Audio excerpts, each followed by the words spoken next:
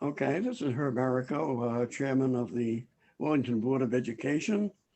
And this is a special meeting, and it's the board retreat on June 15th, 2021. The agenda consists of the following: call to order, online article discussion on No More Easy Button, a suggested approach to post-pandemic teaching. Number 3 is 2021-2022 Board of Education goals. 4 is Board of Education committees. 5 is the Board of Education agenda calendar. And 6 is adjournment. Excuse me. And I assume everyone has had a chance or an opportunity to look over the discussion of the post-pandemic teaching. It was kind of moving away from the traditional opening and curriculum and developing some new ideas revolving around lesson design and assessment, inclusivity, and relationships. Has everyone had an opportunity to read that? I read it. You did? Okay. Herb, So- can I jump in for just a second? Yeah, go ahead. I just did a kind of a setup, a couple slides, some of the things that you've seen already, kind of before as we get into the article, just what our mission statement is. I think this is important to review as part of the article discussion, thinking about where the board wants to head and where we're trying to take the district and really our students, and just trying to provide an exceptional instructional program. This was worked on a few years back. It's probably 5 years old now. And so that might be something that long-term we may want to look at. I think it depends on where the board wants to go. The other two things that I just had on here before the article is kind of the setup to it, because I think this is important in the grand scheme of the conversation about this article, is that, our obviously the number one priority is keeping children first, safety and learning, right? Those two things, high standards of conduct, that we have the ability to accept criticism. I got some criticism on our reopening plan yesterday and today, which is good. It's feedback that you have that necessary information to, and really this is the setup to create some goals, that you're treating each other with respect and maintaining, communication. We're focused on those board goals, which I believe I need to do a better job of, and then just managing our stress and our control in those stressful situations. You've seen this before. This is the mistakes board members make. This is straight from CABE. I think it's just, I don't need to go through all of these. You can see them all, but I think again, it's important just as a snapshot from CABE, because they're the ones that see where boards excel and where boards struggle. And so I just figured I'd leave it on here. So this is the slide for the article discussion. And so I just put on the graphic that was from the article. And I guess I wanted to ask a question, if I could, to start the discussion. In thinking about this is, what do you see the top issues in education in Willington that are connected to this? What do you see as our biggest issues moving forward, our biggest challenges, our biggest things that we need to do? Can I say something, Elena Testa? Yes, go ahead. Yes. Well, as for the issues, I think number one, something what really bothers me, and I think it's stumbling stone for children to advance in their studies is the curriculum. Not because it's a bad curriculum, but because nobody knows what's in that curriculum. I mean, parents don't know. They see whatever the theme they are doing, maybe the previous one, but if the child missed, for example, 2 months ago, the theme it came out and he's lost, parents have no ability to help. So I would really like to throw all we can, all whatever we need to make sure that the whole curriculum is there. So if the child comes to a parent and says, oh, I don't know how to do it, parents forgot, doesn't know the ways, he just goes to the material, find how it was explained, whether it is digital or even paperback. Oh, back. Sorry, I was doing shopping a lot today. Or even paper book. So why can't we, maybe we can consider even coming back in some subjects, like to math, for example, to the regular study books. So it would always be available. Because I know for sure, for years and years, my experience on all possible levels, children get behind only if they missed something. They missed something, it may not be shown right away, but 2 months later, it can hit very bad. And we do not give them ability, families, we do not give the families ability to come back and help the child. That's my point. Yeah. Another area that I was interested in, Bill, was the assessment area. In other words, the author of this program suggested that there are fewer grades and more feedback in other ways. In other words, project-based tasks or conferences, open-ended resource tests and things of that kind, but fewer tests themselves. And also doing something with the material that they've learned. In other words, putting it to some kind of use or some kind of task. I imagine some of this is going on now, but they're recommending that we not have as many tests, but we do have, don't we still have tests that we have to run for the state? In other words, they haven't adopted this strategy, really.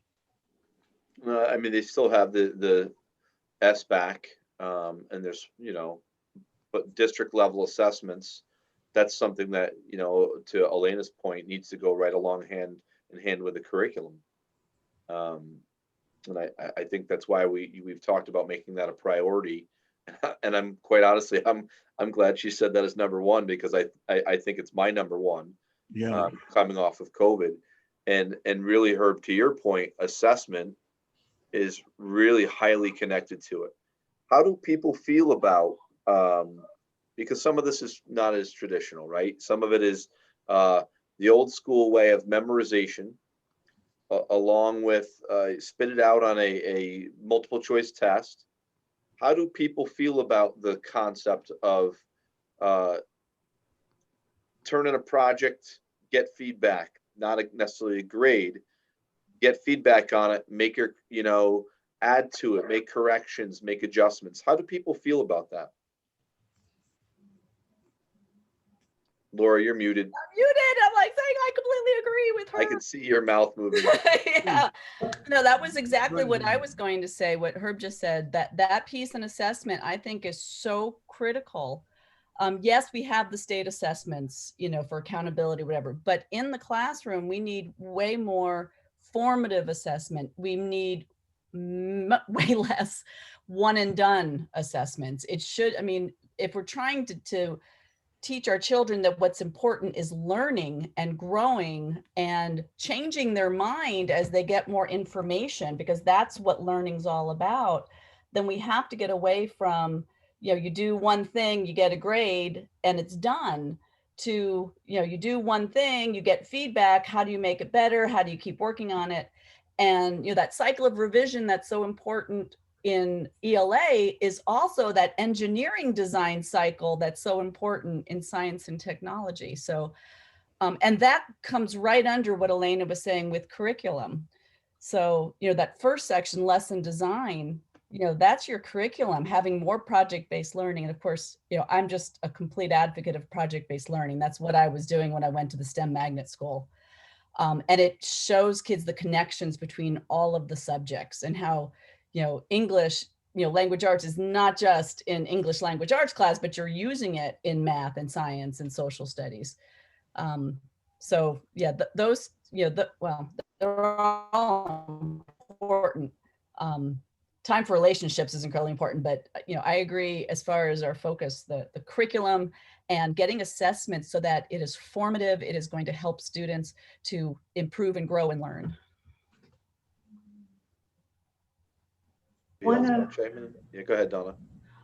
One of the things that I've experienced firsthand, and I'm looking at like lesson design, and of course Rachel's now out of EO Smith a year and a half. So, that's where my perspective is from. Although I did try and talk to some people in the community that have younger children in the school so I could get more current information. But the less fluff, I think, is important. One of my problems with collaboration is sometimes I think it's premature.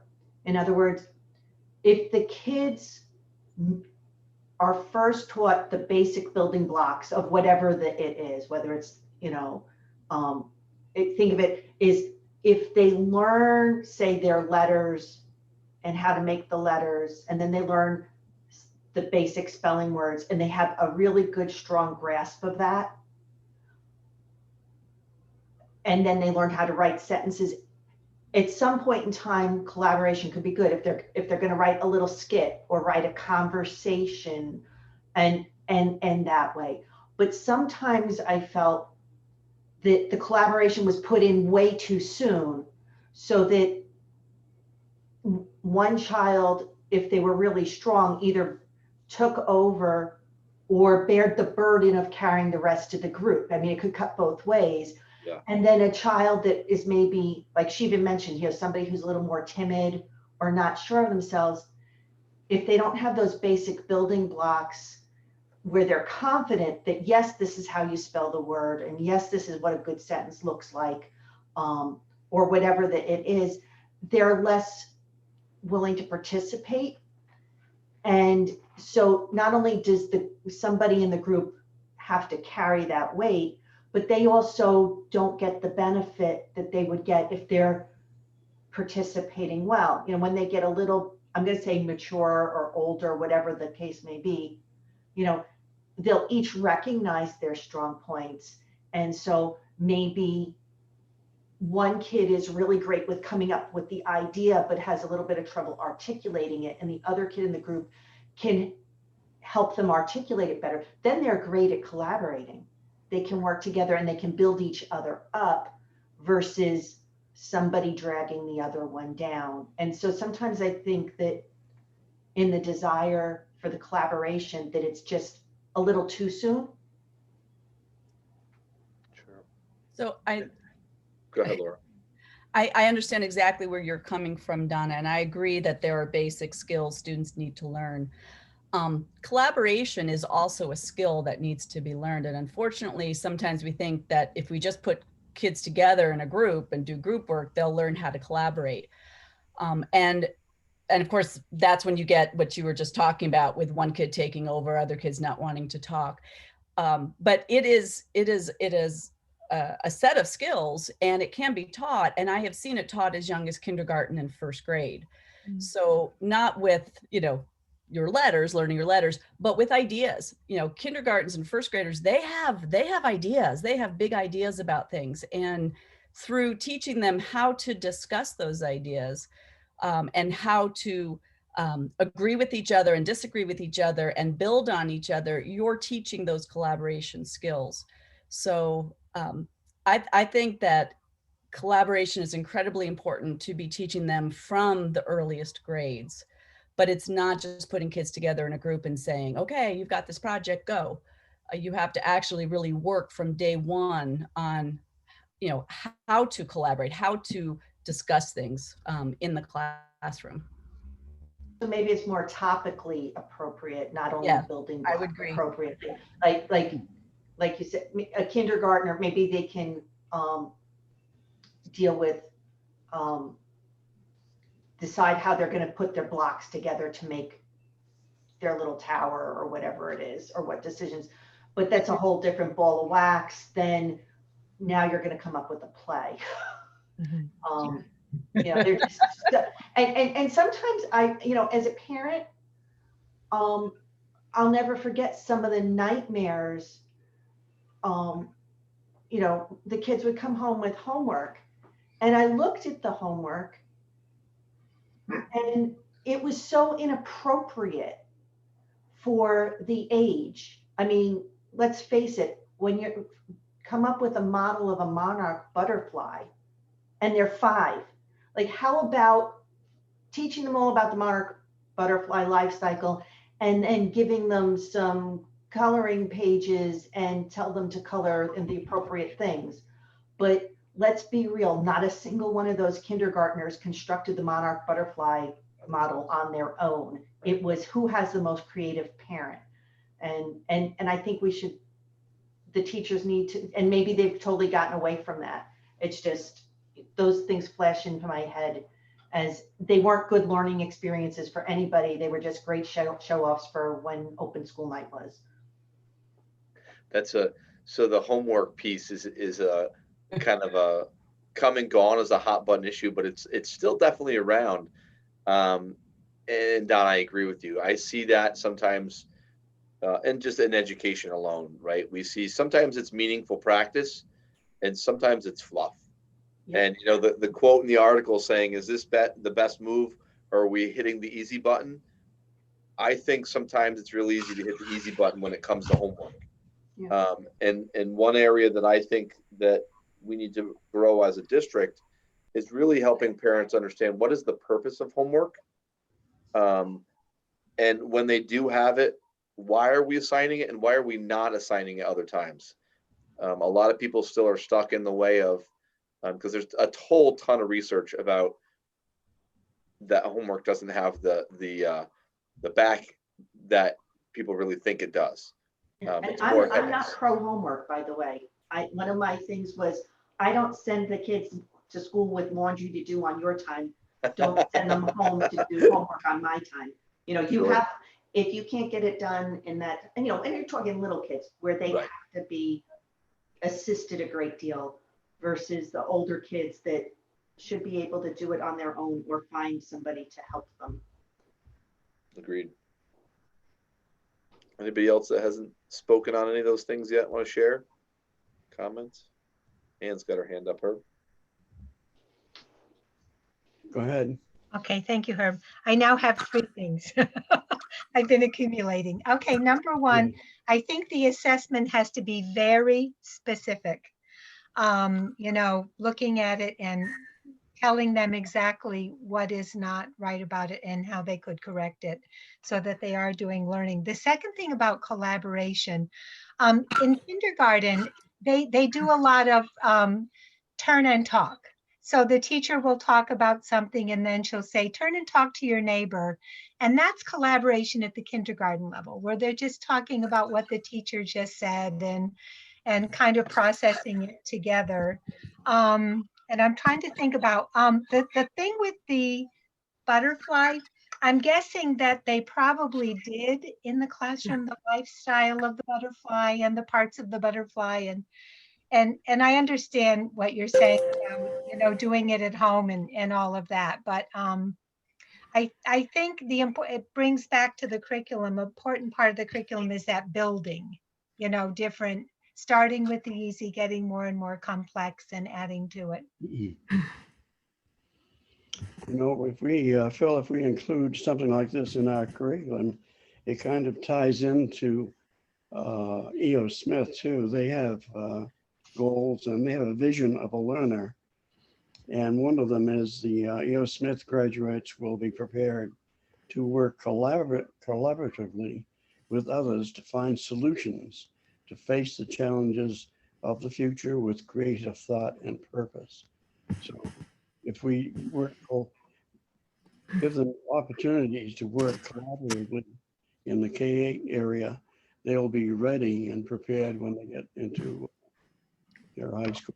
It's directly linked to the portrait of the graduate. That's what, when you all are speaking about collaboration, it's one of the things that we have identified. There's got to be kind of levels of expectation for a kindergartner. It looks very different than what we expect collaboration looks like for an 8th grader for us. And Herb's right. It leads right into what E.O. Smith has. And that's something that when we get to goals tonight, it's something I want to show you, because I like what E.O. Smith has that Herb was just showing me, but I also like what Mansfield has. And it's a little bit different than traditional board goals, and you'll see why.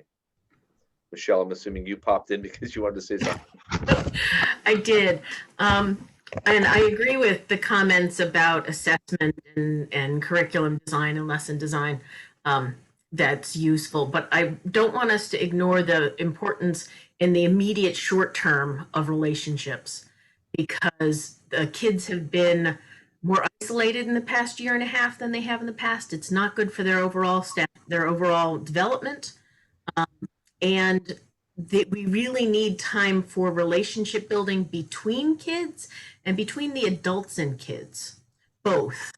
And that does take time, but there's a whole science of learning and development that says that you really can't learn unless you feel safe and are in relationship with the people in the room. So I think that's always been one of Willington's strengths. The fact that it is a smaller school, you know everybody. It's not an anonymous place like some of the huge high schools are. But I think that this year more than ever, we really need to build in some dedicated time, at least in the first 3 or 4 months, around relationship building, and not just teacher to kid, but staff to kid and kid to kid, because they need time to figure out and learn and catch up on some of the social learning that, they might have faded a little in the past year and a half. Not every child has a sibling with whom they interact, and not every child has a family with whom has enough time to do a lot of that social skill building. Some kids, I'm sure, did just fine, but I think that's really important.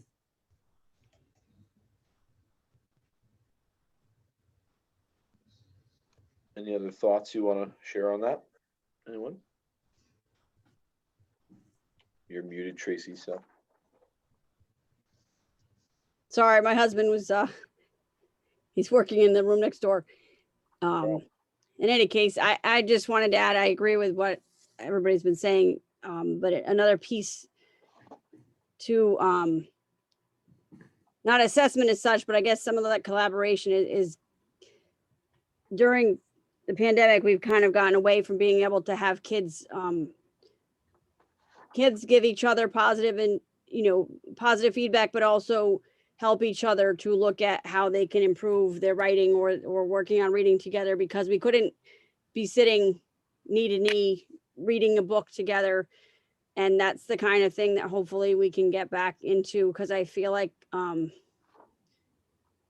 think sometimes kids take feedback from their fellow students in a different way than they do from the teacher. So I think that there's a balance from having all, both feedback from both sources.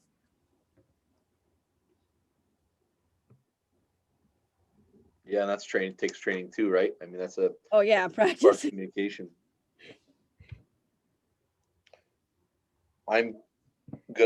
I'll share with you that. Oh, Olena, were you going to say something? You popped on. Sorry. Yeah, can I quickly? Yeah. So before we move on from this article, there was something in that article where I really could not agree with, but maybe I did not understand it. But I think in the part called inclusivity, that lady suggests. Actually, I agree. I love how it street, and I cannot want it to take away all the benefits. But she suggests that we should consider substituting reading with listening. Like instead of giving material to read, just give them material to listen.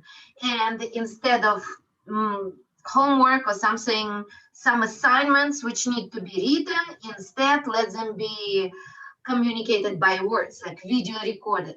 That's where I could not really agree. I thought we have so much in this world, and the school should still be able to hold the reading ability and writing, and I think that's a great value in school system at this point yet. That's the only point where I could not I did not receive it well. Thank you. So, Olena, I think that point is really around some of the student voice and choice. It doesn't take away the expectation, though, for the district to expect the student to be able to read very well and write very well and communicate very well. I think all three examples. I think the point of that is really around allowing a student to demonstrate, and this is something that I'm actually meeting with Kelly Lyman and Sharon Knoyer from E.O. Smith and Mansfield superintendent to talk about mastery-based learning. It's something that I'm interested in and seeing if it's something that makes sense here. And sometimes students can demonstrate their ability that they have the knowledge and skill base that they need, but they can't write it. But they can still demonstrate that they have it. I don't think you can always do that, though, and I think that's your point, Elena. And I don't think you can always give the choice to say, hey, instead of reading this, you're always going to be able to have the option to just tell me verbally. I don't think that's reasonable, but I do think sometimes that choice matters. Does that make sense, kind of framing it that way, Elena? Yes, I just do not want, I don't think it would be right to substitute it, to give the choice to a child. If the child is good enough in writing and he doesn't have to get better, then maybe sometimes an option, you know what, we'll simplify it for you as a reward for your hard work. Instead of writing, video recording. But if the child is struggling there, I don't think we should give up on that and continue to move through. Yes, I agree. Yeah. So can I just give like maybe a different example? So I agree completely. I mean, one of the things we have to teach our children is to read and write. But say they're in a science classroom and writing is a real struggle. And I've had students who the physical act of writing is really difficult. But they have learned this information and they could create a podcast or a video that demonstrates they've really got those science concepts down. It gives them a break in science class from having to write everything when writing is difficult, and they're able to demonstrate their knowledge. It's not that you're going to stop teaching writing and trying to help them get better at writing, but you're helping them to get engaged and enjoy school by having other options at other times of the day where they can show what they learn without struggling with the physical act of writing. One last point, just nowadays we have all sorts of accessibility programs. So, I mean, we can all speak to our computers and they can write for us too. So we are getting to a point where, for certain students, maybe teaching them how to use the technology to help them if writing is a real difficult thing for them to do. So lots of adults are using, voice to, was it speech to text, type apps. So that's there too. Go ahead, and I think it's free flow. Okay. Another example that goes right along with Laura's is if you have a child who has difficulty reading, say in 5th grade, and they're talking about some pretty sophisticated science concepts, so that they can really understand the concept, sometimes it's better for them to listen to it than struggle through reading it. They'll be reading in a lot of other areas, but and I think, like Laura said, it makes it more enjoyable for them too, and they feel more success. Not all the time, but once in a while when there's a need. And I think I understand your point now, Elaine, and I agree with it. If you're a struggling reader, we don't want you to avoid reading now and not get better at it and choose something else all the time, because then you're not going to get better at reading. That's your point, right? Yeah, I agree with you 100%. I think we need to make sure, we're clear about that if we have someone that's struggling with writing, and it's maybe Laura's example is in science, it works, right? Because we're trying to get some concept across. But if they're working on their reading and they're in a language arts class, we don't want to avoid the reading, because then it's never going to get better. I think that's the message we're trying to send across, that if it's writing, that we're not avoiding that skill. If it's not your strongest skill, we want you to continue to grow in those areas, and not just pick a video because it's the easier way out, and then you don't have to work on your writing. Well, every student, Phil, is a little different, so that you have to use a different approach for every student. What might be good for one student may not be good for another. That's So right. you really have to find out where their strength is and work on that to develop them. And I agree. so that all of the ideas that have been thrown on the table here probably would work, but you must remember that the children that we're dealing with are individuals, and they all have their own strengths and weaknesses. It's a great point. Mhm. I'm curious to know what people's thoughts are on the more open resource tests. This is something I saw this year from my daughter at EO, and her ability, her teachers assigning work that, hey, it's more application. You can use all your notes, you can use all your things, but you have to pull them together to put them into practice now. And the way the writer in this article talked about it initially was, students that suddenly had the ability to cheat, but then she rephrased to say, well, it's not really cheating. I constantly think about this because of the cell phone and how fast we can get information now. And it's something that this is one of those things that keeps me up at night. It's one of those weird things that keeps me up at night, is our students' ability to persevere, to kind of work through information that's not right at their fingertips. That's not just, hey, Google, tell me this, and they have the information. And that's something that I really want to see in our curriculum, that, I don't see it as cheating. If you have the information and you can apply it, and you can apply it creatively, I see that as problem solving. It's still a valid method of learning. But I was curious to know what people's thoughts were on that, of how it came across in the article. Laura? Oh, Go ahead, Anne. I've been speaking a lot. I don't know the tests well at all, but it seemed to me that on one of the tests, and it may even have been the older test, are the children given like some information and then they have to write about it? Am I remembering that correctly? Which test? One of the tests. I don't know if it was the old back or the one before it. But they were on the computer and they were given either a topic or some information. So that's kind of what you're describing, right? I think, where they have to take information and compile it and build something with it. It's the application of whatever it is. I mean, it can be simplistic addition, but the understanding of then how you apply it, just because you understand percents doesn't mean you can figure out how to do a tip. You know what I mean? Because you have to figure out that practical knowledge and application of it. So it's just a really simple example, but those are things that I want to make sure that they know that if they can't get the answer by just saying, hey, Google, tell me the answer, that they can figure out a way to problem solve and attack a problem. And what resources do I use and what resources do I not use, and why? I think that's something I'm interested to see how it impacts our future in education. Laura, you had a question or comment? Yeah. So, I mean, as soon as, this idea of open resources is really what people do in the workplace. So, Right. Teaching students to use their resources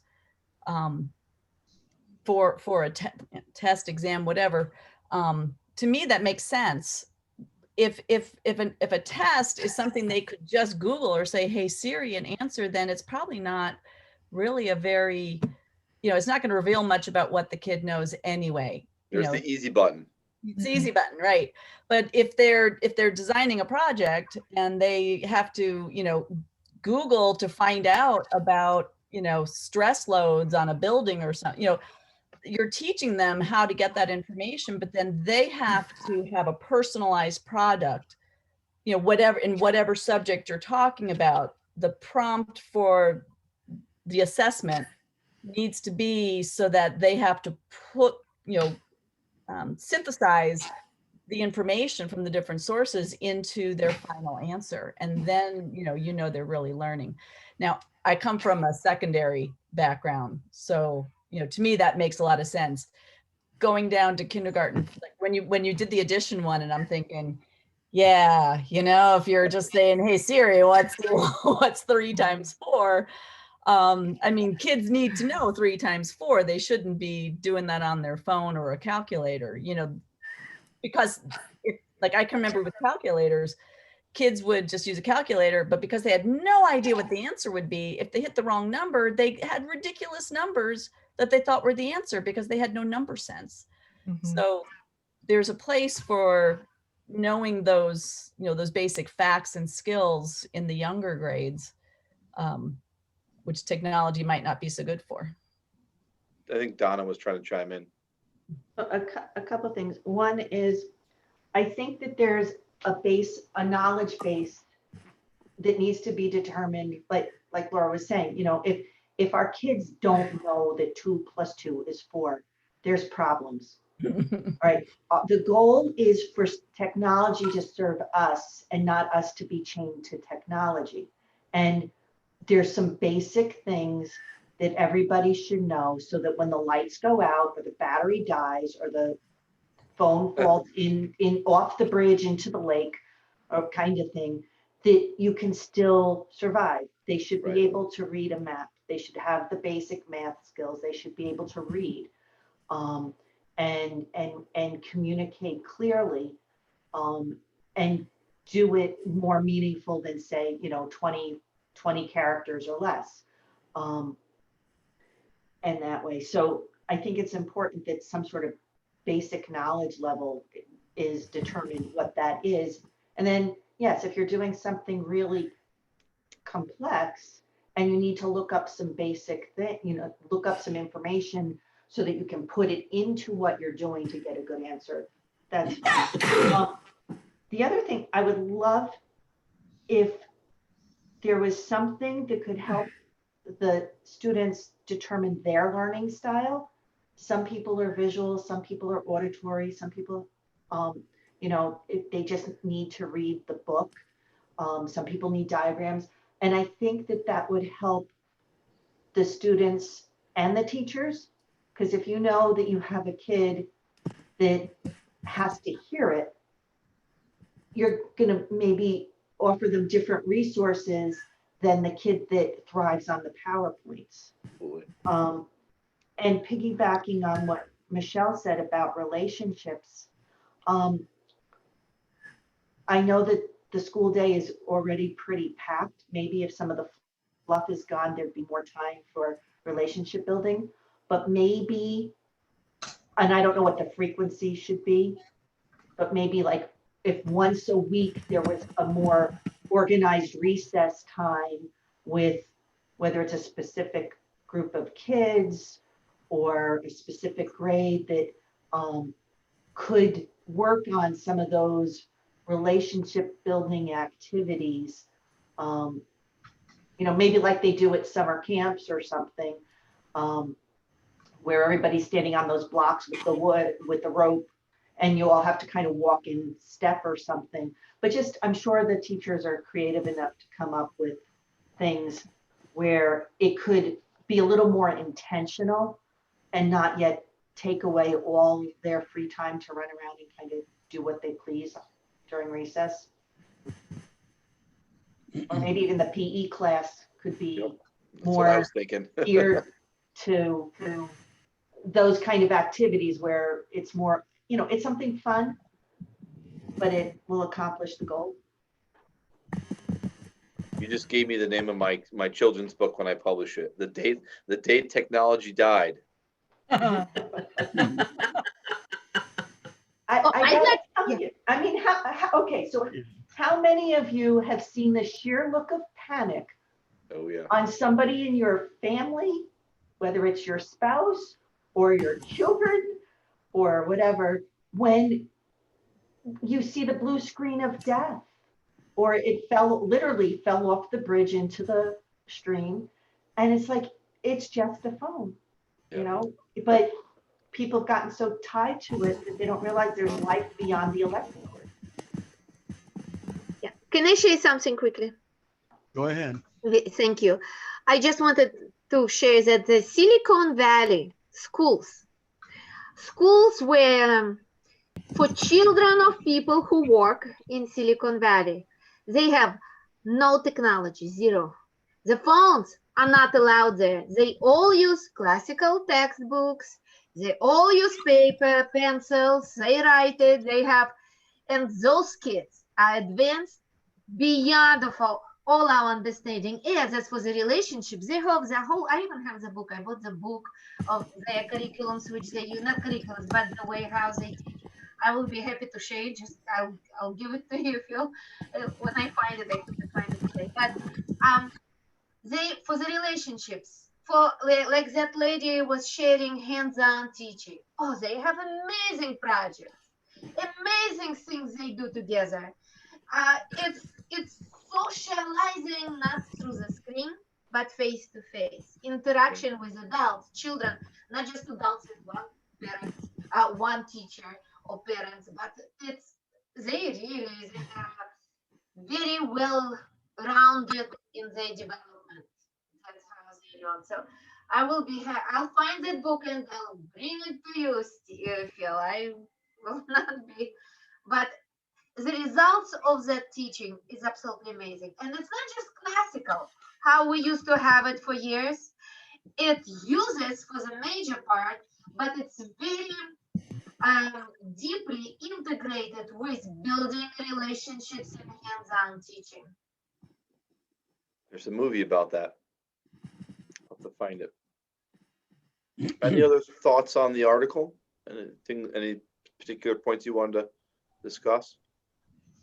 I want to just mention that it's not only about the teachers using the easy buttons, but teaching the kids how not to use the easy button.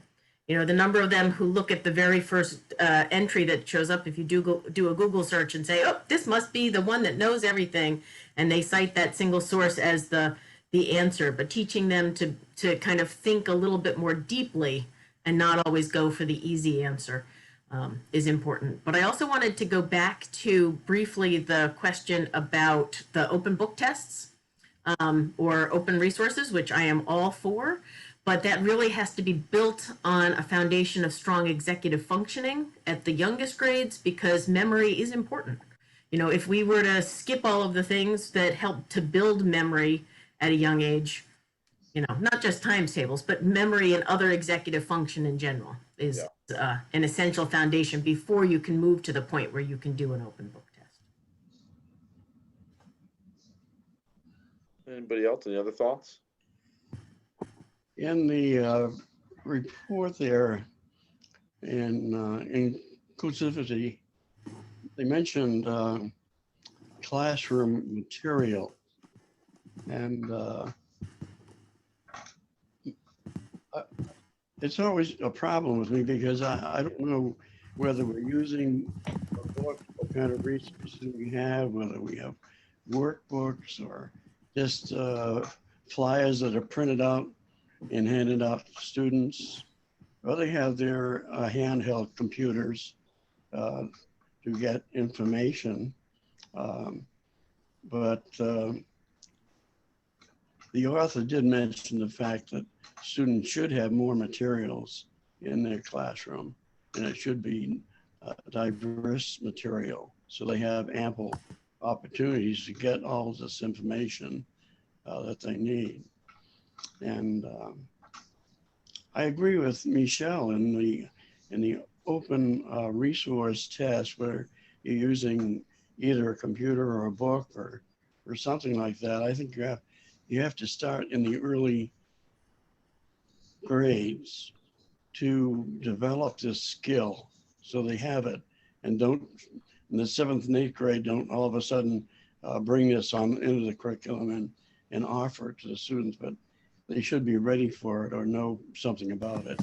So in a small way, work it through from the beginning grades so that in the open resource test, the students actually do something with the information that they're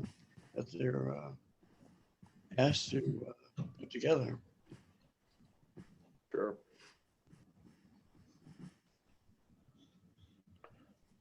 Do you want to move on?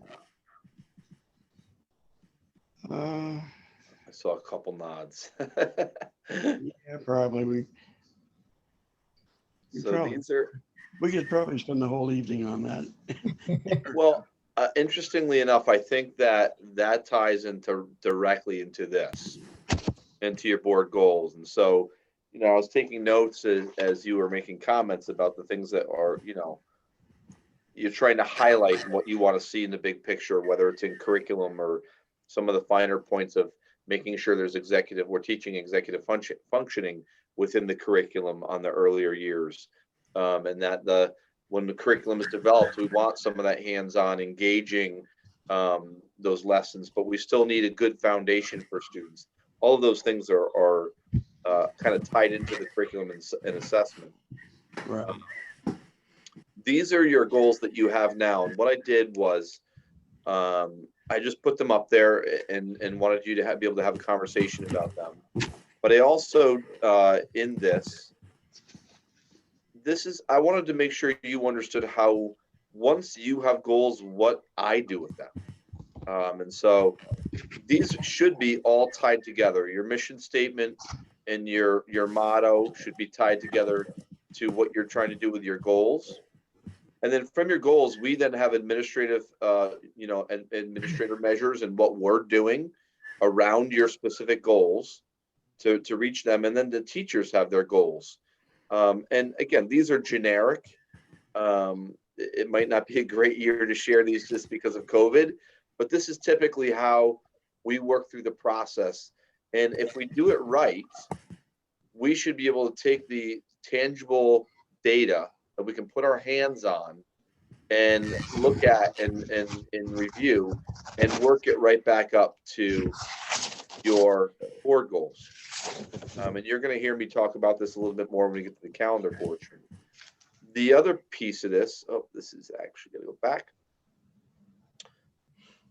The other piece, sorry, it's just going to kick me back to that spot, is Portrait of the Graduate, is that this is about, so this just brings me right back to pre-COVID. Look at the date, March 24th, 2020. This was where we were at. We were ready to present this to the staff for feedback and what the specific attributes that we were looking at were. And we were getting ready to defend it and say, this is why we believe these are the attributes we're looking at.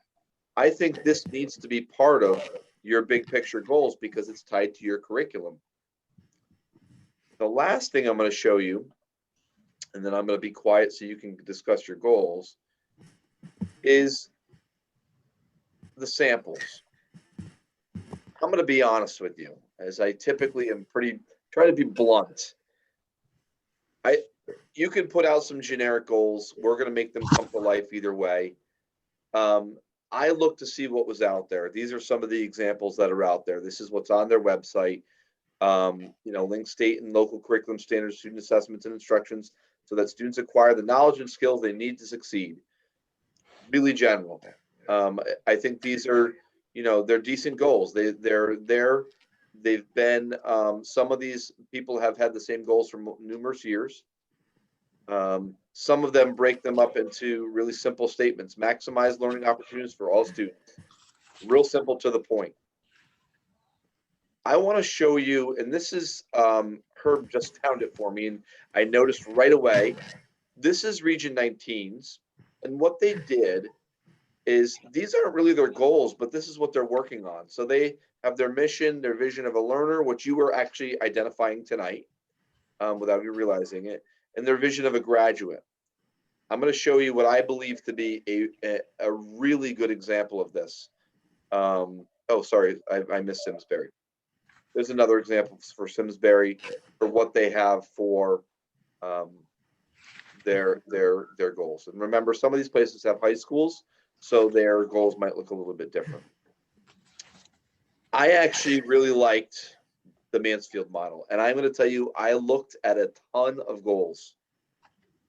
And what they did is they created, and I think this is a good way to do it, you may agree or disagree, they basically created within their 5-year plan, they have what they want to achieve over these 5 years. Because let's face it, a lot of what we're trying to achieve and what we're talking about with curriculum, I've said is a 3-year process, right? And then it rolls. They've got their mission at the top. This is the same thing as their, what they had in E.O. Smith's, what they called vision of a learner. They have for Mansfield, we believe, and you can see Mansfield's correct. I still have it on screen. I clicked between the two, sorry. Yeah. And then the district framework. To me, the district framework is what they're saying is, this is what we want to accomplish. Even though they're saying the district celebrates the unique and diverse community of Mansfield by building partnerships between family schools and larger community, they're just saying it as a statement, not the Willington Public Schools will. They're saying this is what we're doing. Uses purposeful assessments to inform instruction and monitor individual student progress aligned with learning goals. I see these as their goals. I couldn't find anything else. Maybe they have something more, but we could consider creating something that is a little more general, like these. You could consider something that's a little different perspective, where it's more of a district framework with the kind of learning statements. You wouldn't accomplish this tonight, but it would, I think the article is actually a kickoff to what you believe. You are basically sharing your beliefs tonight.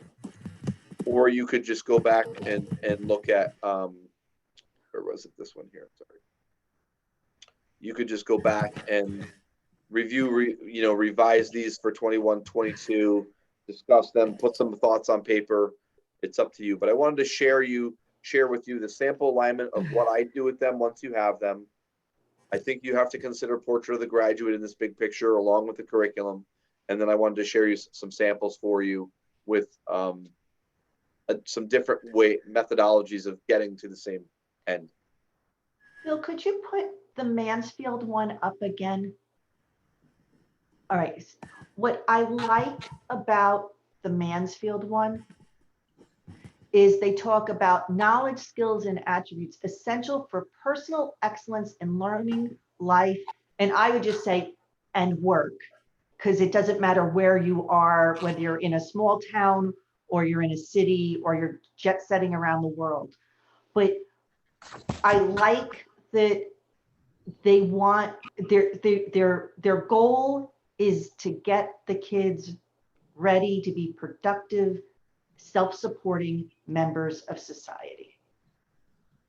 And I think that's what any public school should be doing. And you could easily turn this into a goal and more specific. Let me get down to this one, it'll be easier to go through. It's just a matter of how you change the verbiage in this and what you're trying to. We created those headings: student growth and success, school culture and climate, sustainable and strategic investments for school facilities. I think we pulled those something from CABE or from a CAS or someone. You could keep those, take those, but yeah, I agree with you, Donna. You could pull some of that information right out of there and really what you're trying to do. Because the goal of, in my mind, the goal of our K through 8 is to get our students prepared for the next step in their journey, whether they go to E.O. Smith whether they go to a tech school, whatever their next step is. And,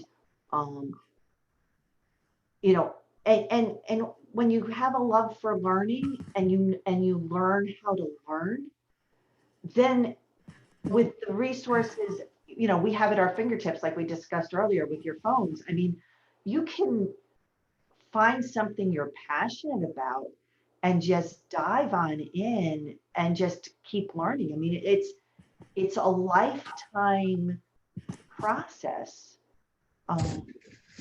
Whether you stay in the same profession or you just bring up a hobby, and that way. But I think one of the things I found weak about ours is I didn't feel like it was beginning with the end in mind. Where do we want to get? I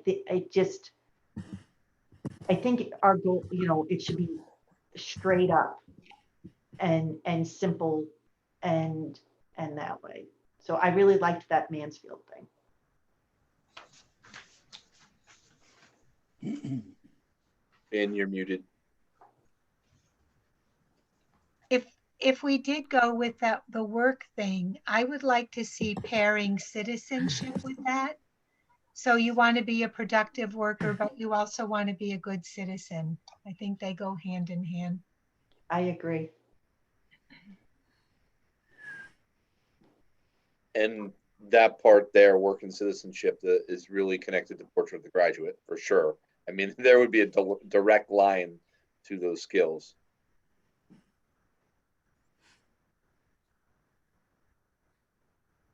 Other thoughts?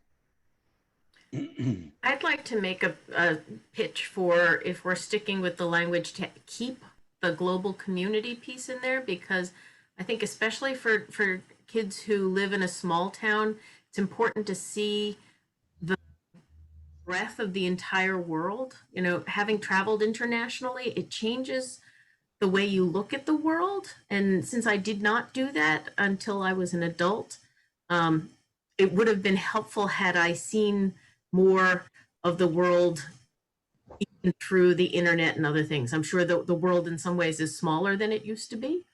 When it used to be that you couldn't call across the ocean in the same way. And now we have video and we can, see people in other countries in the way that we couldn't.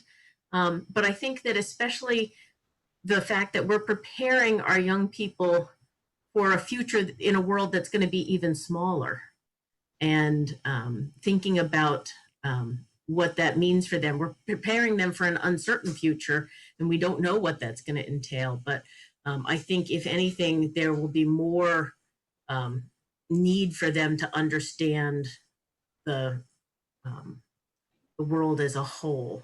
And I think that that's useful. And I don't think that the wording here makes it seem, at least to me, I don't read it as such that it means that your work has to happen internationally, or that you're in any way worse off if you never leave the town that you grew up in.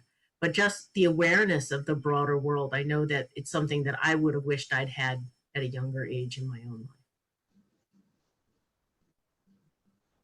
life. To go back to the goals here. Any other thoughts on this?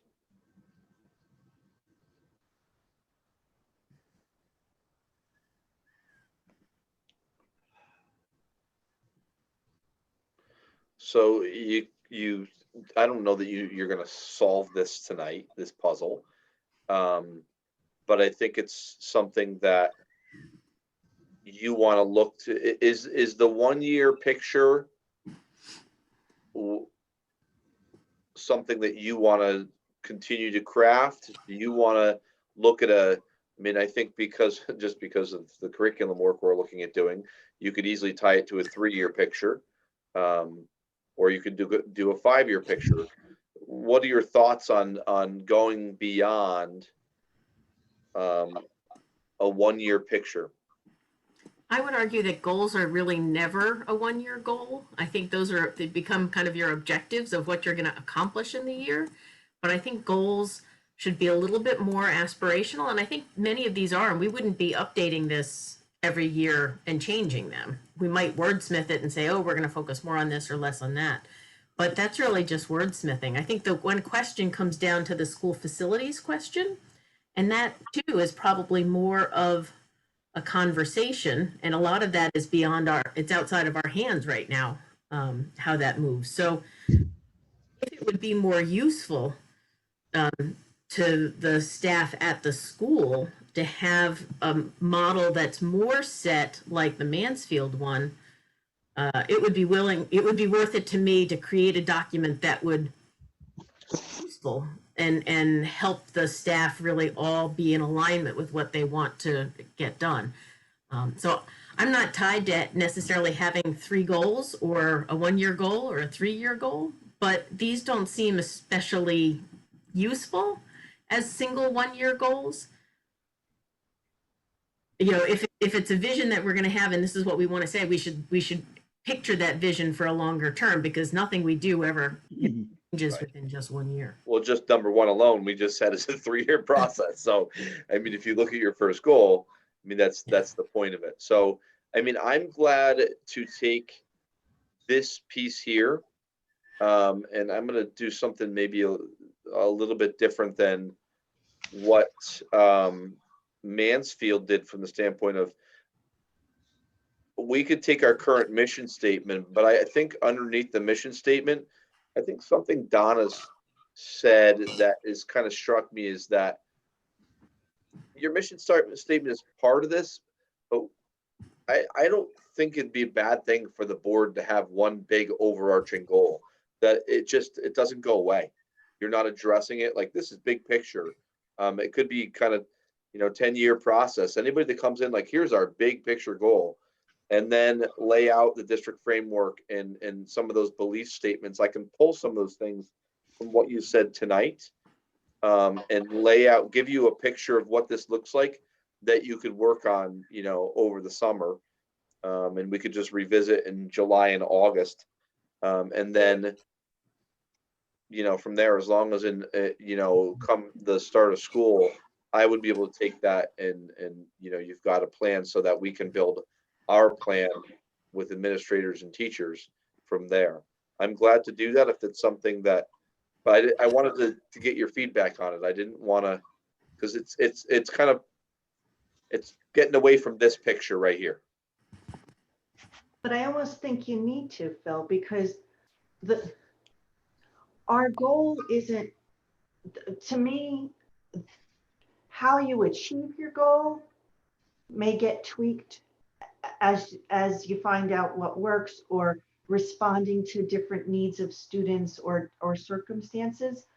But the end goal, and I liked when Anne asked, said about adding citizenship, I think that those are all important things. And then how to get there will be broken down into the things for the portrait of a graduate and the curriculum. But knowing that this is the end goal, I think it's Stephen Covey said, begin with the end in mind. And if you have a clear vision of what that looks like, and it's going to be different for each child, because they're not all going to become, fill in the blank. They're going to each have a different career and different talents. But it still falls under the same umbrella of being productive, positive members of this community or any community that they would happen to go to. Phil, if we did have set up our goals for an extended period of time, I think Simsbury does. They have they're going out 3 or 4 years. What kind of assessment? In other words, if you have a goal, you want to make sure that you've reached that goal at some point. And if you have a 3-year extension, you might accomplish it in the first year, or not at all. You have to have some kind of assessment I mean, it's okay to have a goal, but you want to make sure that you fulfill the goal and reach your goal, or modified it or something like that. Yeah, and I think that's where, I don't know if it's me that's static, I'm not sure. Herb, that's what I think Donna was just hitting upon that in that we would change our targets. So each year, we might say, hey, our target for the end of 21-22 is to get X, Y, and Z for scores.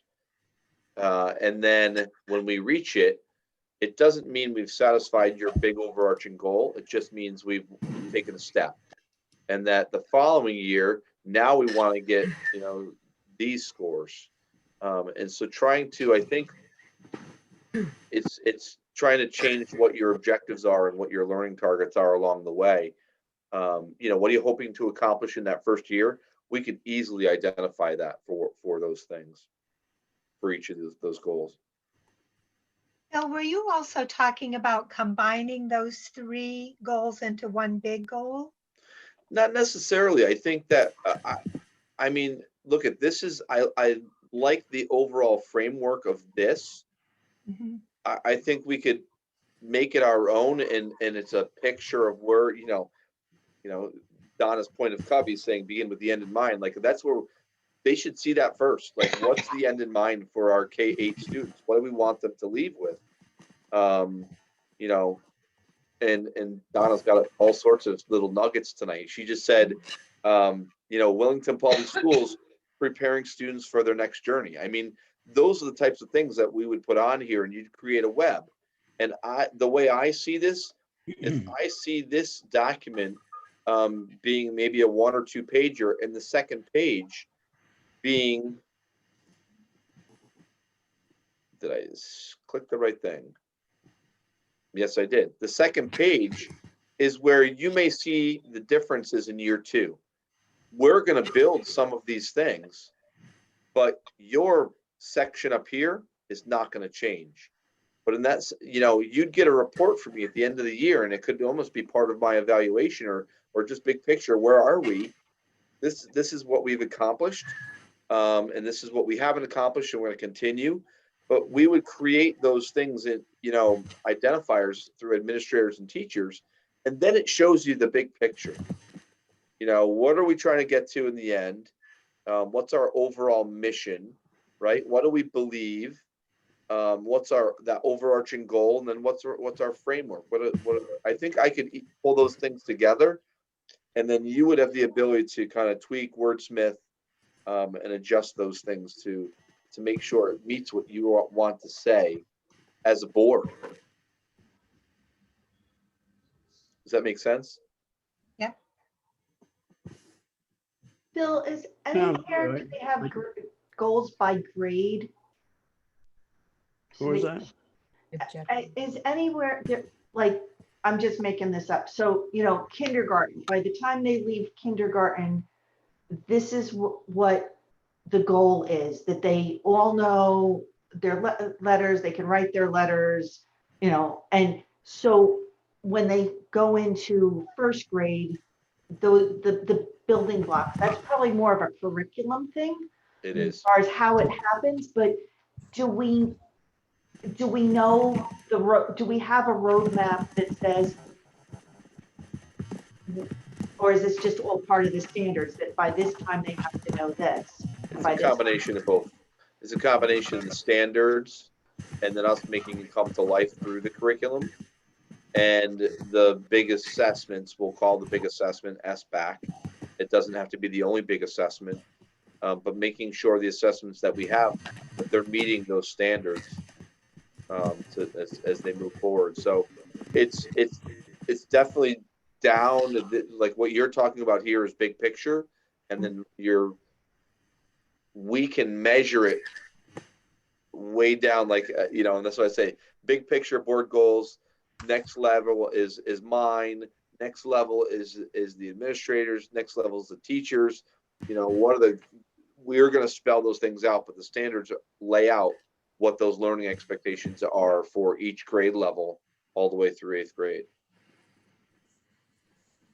Because I don't think we need to keep moving the target every year, just because as the kids advance a year, the target's going to move for them, because they're going to have to get additional skills and knowledge under their belt.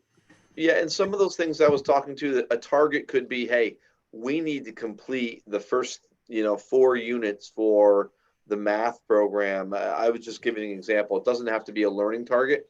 If it's a learning target, those are things that are could be already established pretty easily. SBAC has it in it. So do I have marching orders then to make a kind of bigger picture that looks something more, not necessarily, I think they need to beautify this. That's my only thing. I like a web kind of picture. I think we can, but is that my marching orders to take what you currently have as your goals, adjust it some, maybe take out the school facilities, and you can always add a goal if you wanted to, and then put it into some sort of picture like this and use your comments from the article. Is that my marching orders? It sounds okay, except I don't have a copy of the Mansfield mission statement and goals. I can share this. I pulled this right off their website. I can't read it on my computer. It's too small. Type's too small. Let me see if I can find, sorry, Ann, let me see if I can find some more samples now that I know this is the type of thing you might want to do. Let me see if I can find some samples that look like this, that are not necessarily just goal 1 is, goal 2 is, goal 3 is. Sorry, Ann. Okay. Is everyone in agreement? Is that okay with everyone? Ann was trying to jump into Herb. She had a comment. Go ahead. So when you said to leave the school piece out, I'd rather keep it in there because it's a huge goal for us right now, but we could keep it in by just adding a preposition that says in a 21st century school or something like that, which we could achieve in many ways. It doesn't say it has to be new. It doesn't say, seeing that I think it is a large district goal. You're just not going to do a lot of work on it right now. Right.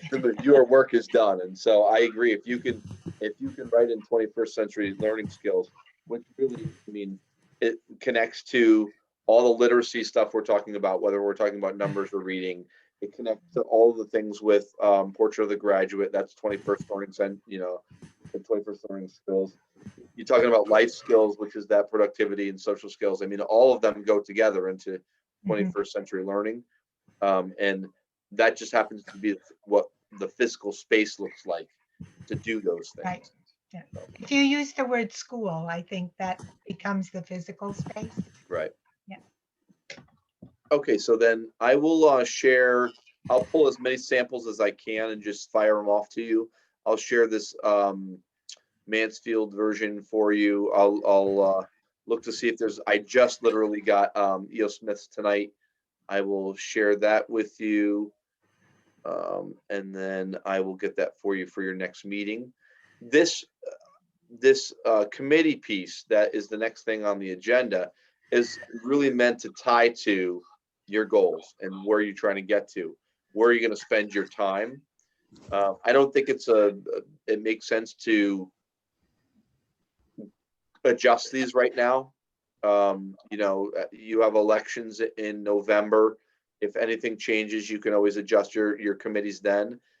The reason I wanted to put this really on the agenda is more big picture, forget who's on it, but think more of what is that group going to do connected to your goals, and are you missing any? I'll tell you, next year, really the thing that's on here is you have 2 negotiations next year. One is the WESS group and transportation. So this transportation ad hoc committee would be doing some work unless you send it to negotiations, even though this is typically staff negotiations. I think it makes sense to actually split them because that way the one committee is not going wild. I think you're going to have some policy work next year. I'll be interested to see what comes down the pike with legislation. I think the majority of your work is, again, going to be in this curriculum and instruction committee. And it might be something you may consider breaking apart. Considering, you know, I will be honest with you, I worry about the amount of work that will be for one committee. And if there's a way that we could consider making a second curriculum instruction committee that was maybe one is, you know, curriculum for Center. sure, could be center, could be hall, could be content based. I've never seen this done, but what we're trying to do is in the next couple of years, I just don't want to burn out the folks that are on that committee, because I think it's going to be a lot of work. I have a question. Donna? When you're talking about splitting it, I'm wondering if it's better to split it where, say, you know, the language arts, or what in the olden days we just called English, all the way through, so that you can make sure that it's building properly. Yep. And that it makes sense, and then maybe have another group do like the math science, just so that there's a continuity. I don't know how the split should happen, but that might, I don't know if that makes it better or worse, but I would think that it might help as far as making sure that all the steps are there to get the kids to where they need to be. Or if it makes more sense to split it between center and, you know, certain grades. I'll say leave it at certain grades. Yeah, we definitely want the continuity there. And you should be able to see the scope and sequence of skills, K, you know, pre-K through 8th grade. I think another way you could look at splitting it could potentially be, you know, an ELA, math, science, social studies, and then your unified arts, which is your art, music, PE, library, all of Spanish, all of those. It's probably close to an even split about the number of curricula that you have to review and approve, but it would provide some maybe consistency about what it looks like and getting accomplished. It was just a thought. I don't know if it's something that I mean, I just worry this group could be meeting every single. Oh, we could take a look at it, Phil, and think about it. Yeah, I think if we're going to do something like that, we'd have to change the policy a little bit too. 31, 32, in setting up the charges of each committee or committees. Or we could take that curriculum committee and, as you say, split it and share the information throughout the board. Yeah. Number of ways we can do that, but I think you're right. We have to look at it. And, trying to think out of the box. you know, but we probably take a look at the policy and modify it slightly to take care of that. Elena and Tracy, I think, had their hands up. Okay, who had their hand up first? I think Elena did. Sorry, Tracy. Yeah, I just wanted to make, yes, Leanne, I just want to share something what I encountered being on the library board of directors. We invited, a few months ago, we invited a lawyer from the Freedom of Information Act. We had the whole meeting with him. And he said a very interesting thing, which I, tell the truth, did not check it myself, but that's what he said. He said that we do not have to have on the committee the amount of people less than the quorum. He said it's absolutely not necessary. He said you can have the whole board, be whoever wants to be on the committee, they can be on the committee. If the only thing that if the whole board did not allow the committee to take the decisions on its own, then it cannot take decisions on its own. So obviously for us, all the decisions has to be taken during the regular board meetings. But even if all 7 members desire to be, for example, on curriculum committee, they actually can do it. They cannot take decisions there, but they can participate in it. But there is one thing. If I, for example, did not sign up for being on the curriculum committee and then suddenly I decided to show up, I cannot speak. I can listen, but I cannot speak. Only those who are officially members of that curriculum committee or any other committee, only the members of it can speak during that particular meeting. But that's why I was thinking, I thought about it when we had the situation during our last board meeting, when we did not, some of the members, like I'm one of those, we had no idea about that emotional learning, second step emotional learning program. I missed it somewhere and I didn't have a chance to be on the curriculum committee, so I didn't know about it. So we had to postpone. But I personally would be very interested to be on curriculum committee. And then it wouldn't happen. Like now I had a chance to go through it. I think it's absolutely good program, but I cannot vote for something which I have no idea what it is. So, but that would maybe eliminate for us the problem of not knowing what really happened. If I'm concerned, I would be there. So if we can find out if that could be a way for us. I tell the truth, I did not check our own policies on this subject. Maybe it's something in our own policies which does not allow us to do it. But as a Freedom of Information Act lawyer, he said that's how it should be. Thank you.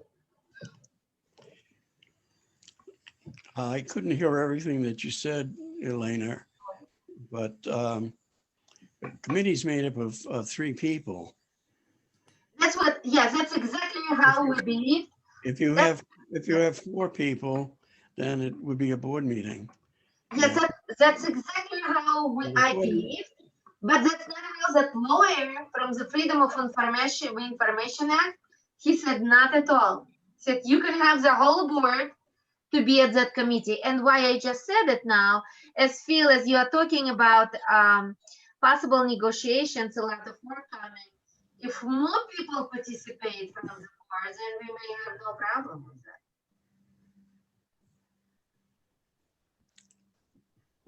I'll have to look at that. I don't know that. What I do know is when you have a quorum, as soon as you have enough for a quorum, I'm not sure if it's a committee anymore. I'd have to look at that. The second thing is I'm curious is that I know that if you have a quorum, you can vote. But I wonder if there's legal kind of pieces when it's called a committee if you couldn't do a vote, but I'd be curious. I could look at that. I'll find some.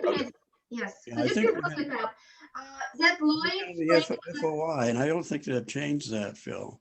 In other words, if you have a majority at a meeting, it's a board meeting. If it's right, if it's 3 people, then it's a committee meeting. Correct. And, you can't take action, but make recommendations so that. Don't we have committees, or at least one committee that's made up of the entire board? And is that our, I'm calling it building as in our school facility building? Yeah. The building committee, I think, yes. So how is that different? Could a curriculum committee be similar to that? Because you take action. Okay. I mean, that's it, you know, because we're small and we you know, the number of committees that we have, we just have made the whole board, the school building committee. We've kind of decided to do that. So, and you act, that's not always the case though, Ann. The school building committee could sign off on something if, in other districts, if it was a project, they could just say yes, but it wouldn't have to be all the members. You've decided to make it all the members. Good question, though. I mean, I don't have that answer. I can find out for sure.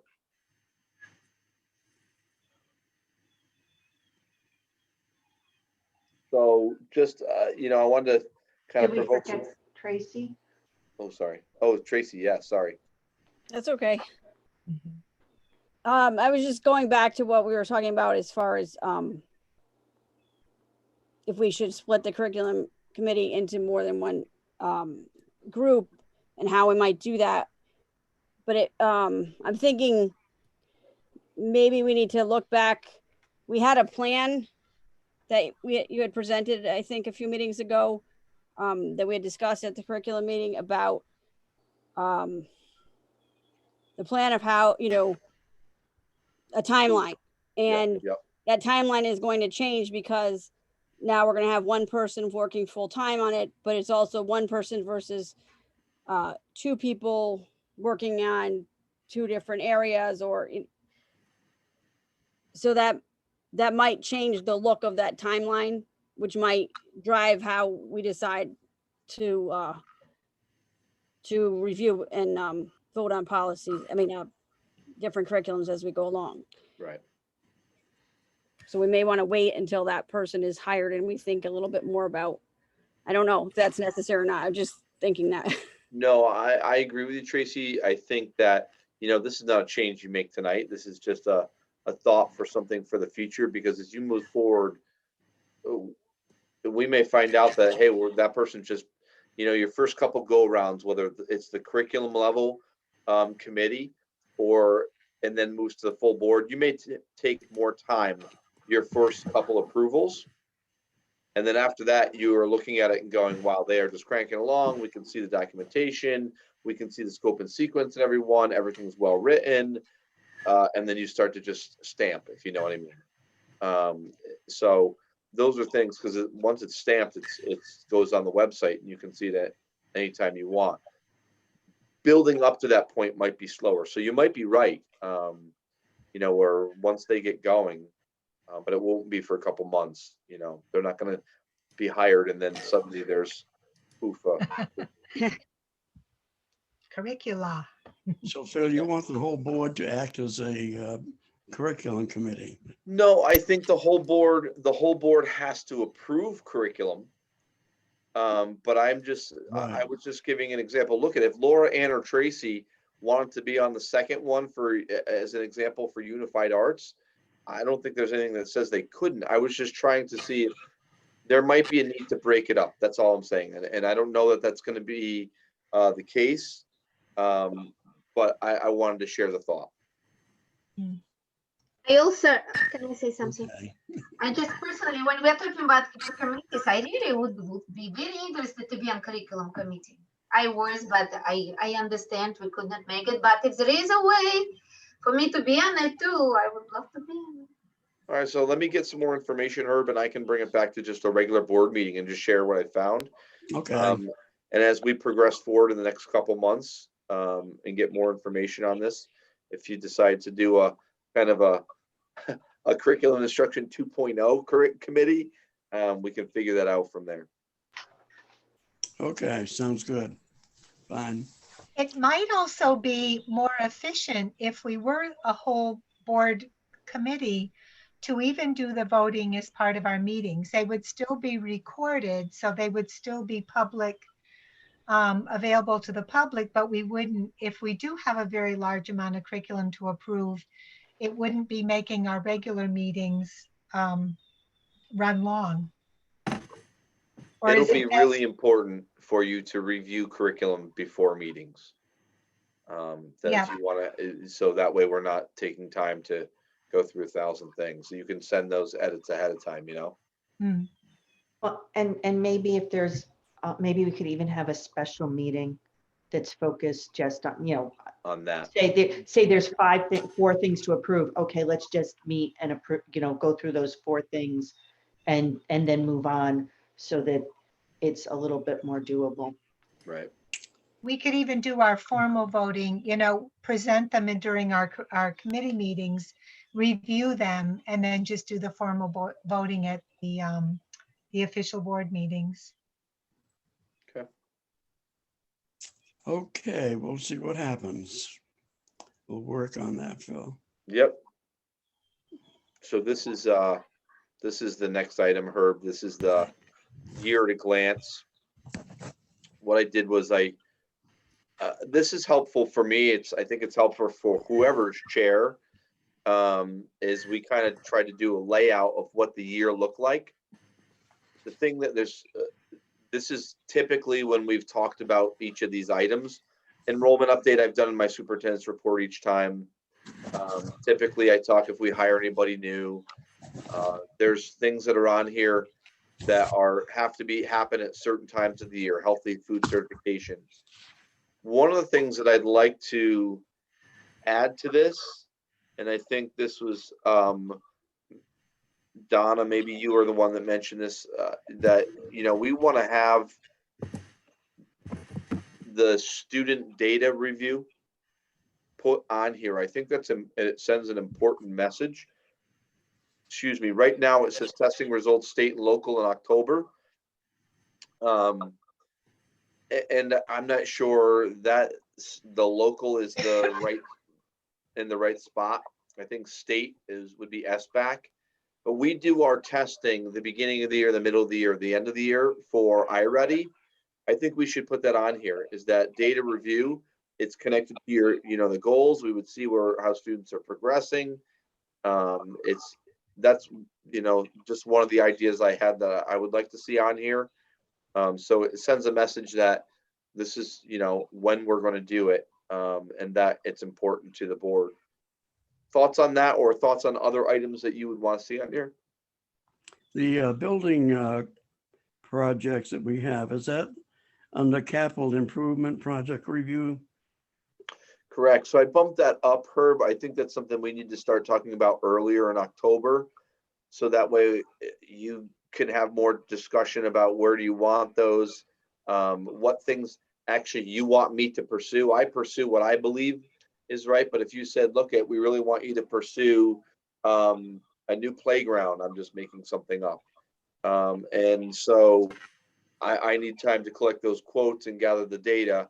And then the full presentation for, you know, that grid, that map that we end up doing is pre-budget time. That happens in November, December, but that you have the initial feedback in October. Okay, and we don't have any contracts coming up that I know of. WESS and the transportation contract. Is that on here somewhere?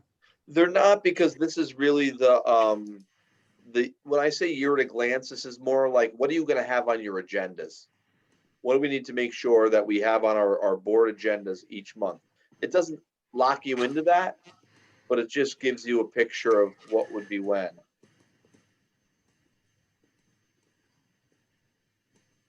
I put this on here because I was trying to tie it to the goals. Like if you want to see learning goals, well, we should be talking about data. That should be on here. If you want to be talking about, you know, curriculum revision, you know, we could put those things on here. Although Tracy's point is the timeline. We're creating our own timeline just for that. So I'm glad to leave it as is, and just use it with a board chair. It's up to you. I like the idea of knowing when we should be getting testing results, so that it's something we can think about, and maybe some of those reports we could get ahead of time so that we can look at them and then ask some thoughtful questions. I'm perfectly fine with the year at a glance, with the understanding that we'll have to be flexible, because sometimes you're dependent on things coming from the State Department of Education, and if they slow down on something, it's out of your control. So I think this is a good plan, but it's a snapshot. To know that it's subject to you know, items beyond our control. Correct.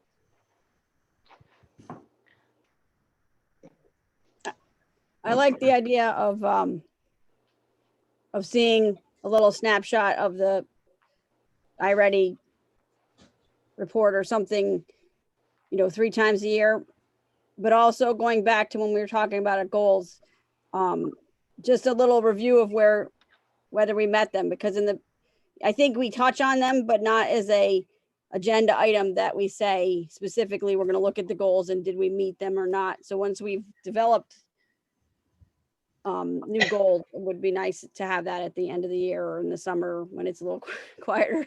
I can even just add that to my superintendent report. If there's an update on goal process, just give you a quick, here's where we're at. Because I think we're aware, I mean, I myself more aware of the board goals, but as far as it goes down a little bit to what are the schools doing to meet those goals, I don't always have a feel for that. Makes sense. And we don't have a follow-up retreat schedule here either, do we? I guess we do. In September or August? Well, it's on there because we're in a funky year because of COVID. It's typically, you could do a retreat there. You could do a retreat whenever you want. One of the things that I always thought was interesting was any year we have an election, it seems to me we should do a retreat right afterwards.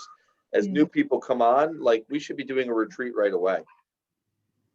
It puts everybody on the same page. It gives everybody the same information. It would allow me then in a typical year to sit down with that person, meet with them, walk them through what's the process of being a board member. But it wouldn't belie everybody. So that was my 2 cents. So that would be sometime in November or early December. I would think by the time they're sworn in, it would be sometime in December. Yeah. Yeah. And then you get it in before the budget. Good point. Yeah. Again, flexible. You want me to email this document to you or share this document? I wanted to explain it first, sir. Yeah, I think if you email us. Yep, I'll email it. Copy of. Okay, is there any other comments relative to the Board of Ed agenda calendar? Okay, Phil, thank you for putting this together. Yep. Hey, Herb, can I just say one thing? One quick thing. I don't know if the board is interested. I have gone through your budget and it kind of ties to this calendar. It makes me think of, should I be putting this on in May or June each year? When you have excess funds, and I'm looking at the projects that I've been sitting on, we've been researching, the smart boards we have in classrooms. Yes. They're from 2004. They're dated, and so to replace them would be over $100,000. I have not put them in the budget or brought them up just because it would be so expensive. With you having additional funds this year, it's something that I have gone back and forth on, but I've sat with some folks from what's called a Promethean board. It's comparable to a smart board that I would like to see what you're interested in. If you're interested to do a special meeting literally in the next week to give you information on this, to see if you would be, if it's something that you would want to purchase. It would be over $100,000. And I will tell you that it has to be board approved. It's either between smart boards or Promethean boards. And I'll tell you that just a quick difference is that the smart boards, we have an annual license for every board we have to pay. We don't need that for Promethean boards. We have about 40 boards in district. They're about $3,000 per board to replace, which is why I've never brought them up. And it's hard to do professional development for 3 people and not for everybody, but it's something that you have funds for. And I'll tell you that you have funds to the point that you could do this project for close to we'll call it 125, 150,000, and you could still return $200,000 in your budget. So it's the reason I'm bringing it to you, because again, it's not a typical year with the way special ed turned out and excess costs and grants. The grants that we've had this year have been tremendous. So I just wanted to see if it's something that it ties to this calendar, because some years you may need to have this conversation and some years you might not. This is one of those years you may want to have that conversation. So are you interested in having a meeting just around that to learn more about it to determine if it's something you would want to do. Yeah, is this for both schools? It is. And would it be for each classroom? Is that what you're looking at, or? So board policy allows me to spend up to, with a proper number of quotes, up to, we'll call it $25,000. You could get 8 boards for that. The reason I'm bringing this up now is because, again, for me to provide professional development for 8 classroom teachers, 8 teachers, I think is silly. If you can do it for everyone, because you have the funds, this is the year to do it because you have the funds. I think if you were going to replace boards over the next 5 years, it's just it's an odd way to provide professional development. So yes, it would basically replace, we would be looking to replace every smart board that's in district with one of these. It removes the projectors, no more projectors in classrooms. It's kind of like a smartphone on large on the wall. So we're not paying for licenses. We're not paying for replacement projectors. We're not paying for replacement bulbs. It's something that's been on our list, but I just haven't shared it because it's so expensive. Elena had her hand up. We haven't had an opportunity to do something like this for quite a few years, Phil. That's correct. And we may not have an opportunity in the future. Right? Sounds like a good idea, but we should have a meeting on it. That's why I'm sharing and figure if you're willing to listen, I can get the information to share that evening, why I'm looking at that board over a smart board, what the cost would be, the pros and cons of each. And if you wanted to do this over several years, you'd have to put it into tech budget and how it changes professional development. I can share all of those things. Okay, Elena? Yeah, I have 2 questions. First of all, are the boards which we have now fully functioning? That's number 1 question. And number 2, except that I understand that they require more funds for us. But and the second question, if we do get new boards, do you have any plans on the old ones, or we just gonna throw them out? So that's part of this has happened really fast, Elena. I've been through 2 big meetings already on this in the last week. The boards, to say they're fully functioning right now, no. The boards from 2004, what they do is way different than what the boards do now. Even if you replaced a new smart board with what's there now, they're way different. Way different. Right now, without diminishing them too much, they're kind of like a glorified whiteboard that you could write on, and it's connected to your computer. It's just projected up, and there's specific things that they can pull with their lessons, but it's outdated technology. The things that you can do with these new boards, whether it's a new smart board or a new Promethean board, it was incredible. The demo we saw was incredible. I want to see a real demo. I'm actually having one come into district tomorrow. They're going to drop off a sample for us so our teachers can see it, just because I want their feedback too before I would ever go to you and say, hey, I'm going to recommend this. I want their feedback, so both schools will provide feedback on it. But we can determine, there's a couple that are newer than 2004 that we've had to replace. I don't know what their value is at this point in time, if there's a resale market for them or not. I can determine that though. Thank you. On these new boards, is there a warranty? Oh yeah, I'll share all that warranty information with you that night. Okay. Yep. And Phil, could we move them to a new school? Yes, Okay. they can be taken. They're wall mounted. They can be taken off and they can be moved. The other thing is, since it's technology and technology gets outdated quickly, are they new enough that they're not going to be outdated in 6 months with something different? It's a great question, Donna. It was my number 1 question to them, because I can't stand when these companies update something and then it no longer works with a Chromebook, or you need a computer system that, you know, needs a certain operating system to operate it. And basically the reason I like this board over the smart board is because the smart board, you paid for the license, and at some point the chips that are in the board don't work anymore. Basically, and you can't update them. Basically, the Promethean board, that's not true. They can just continually update the software because they're running off of Wi-Fi, or if you're wired to a computer. So the other thing I asked about was how long this particular model's been in. It's been a couple of years.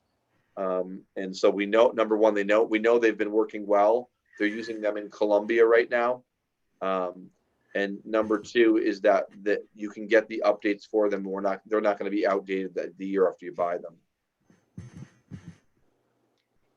Have you had any conversations with Columbia about how happy they are with them? Yes, and that's why that's one of the things that I'm leaning that direction. And our IT folks are raving about them as well. The Novus group, Kevin Eichart has sat in both presentations with me with Promethean, and they work with Columbia as well, which is one of the reasons this initially came up. Because I just said we should think about replacing smartboards, and he said I have something better for you. And so there's a direct connection to Columbia, which is why I brought it up. So if you don't, I don't want to go too far tonight. I'll give you lots of information on these things. It would be a big investment. Only the board can approve anything over $25,000. This is a time, and I'll lay out for you I can lay out for you that night what other things are happening already. A lot of them are smaller things like ventilation and water fountains with water bottle filling stations that are connected to COVID, things like that, that we're already doing. But I can give you a layout of what your balance was and what this would bring it down to. Are you all willing to do that? I'm willing. When would you want to meet? That's my question. When, do you have a thought? We need 24 hours to post. Can I ask just not this week? Right. Yeah, you just have to be able to vote and have me encumber the money by the end of this month. So I don't know if you want to, I don't know. It's not going to be a super long meeting. So, if you wanted to look at like Monday or Tuesday of next week in a 6 p.m. meeting, and so you don't have to be as late. I could do Monday, but not Tuesday. I'm in the same situation. I can't do Tuesday. I can't do Tuesday, Phil. Okay. Lots of people can do Monday. Can everybody do Monday? That's the 21st. Elena, can you do Monday? I don't remember. I have something on Monday, but I don't remember what time. Sorry. The only concern I have with Monday is that if it's the rain date for the 8th grade promotion, but Yeah. They will be beautiful. if we the weather looks good right now for Friday, so if you want, we could come up with a secondary date of like the 23rd if you want. If we would meet, what time would it be? Would it be 7 p.m.? It could be 5 p.m. That's up to you, Elena. How long will it take? What do you think? Honestly, I don't think it'll take more than a half an hour. 23rd open for everyone? It's not. Sarah's coming home. I haven't seen her since August. So, That's a good excuse. so That's a I good am one. not sacrificed. I sacrificed my anniversary. I'm not sacrificing this. Nope, don't do that for sure. And Well, happy if anniversary, Friday looks good for weather, Phil, maybe the Monday would work. So why don't we do this? I'll know on Friday because I'm going to be able to post it. So if it looks like the Friday is going to be a washout, then I'll contact you. Let's plan for Monday the 21st. And do you prefer a 6 p.m.? Is that better for all of you? That's on the 21st? Either. Doesn't matter. 7 is much better 7's better. for me personally. You spoke up, Elena, so that's I, what we're going. I prefer 7 too. Yeah, I Okay. was eating today in the beginning of the meeting. Sorry, I was running. So I'll try and send you some information ahead of time too, so you can take a peek at this and what we're talking about. But I'll shoot for a special meeting on Monday the 21st at 7 p.m. And really, it's just going to be the update of the. Do you even want to go into the update of the budget that night, or you just want to do the Promethean boards? I would do just the board. Shorter, the shorter the better. That's fine. I mean, I wouldn't say it if we didn't have the money for it. So. Okay, right. We trust you, Phil. Can you just send us the budget update with the, like, when you do the packet, so we have the information? I'll send it separate than the packet, so it doesn't look like it's an agenda item, but I can share that information. Okay. Yep. And they're estimates, Donna, but you'll get the picture of it. Okay. Thanks, Herb. Sorry that took a minute. No, but it sounds exciting. Any other comments, questions? If not, I'll entertain a motion to adjourn. I seconded. Okay. All those in favor signify by saying aye. I- All those opposed? Abstentions? Okay, we are adjourned. Thank you, everyone.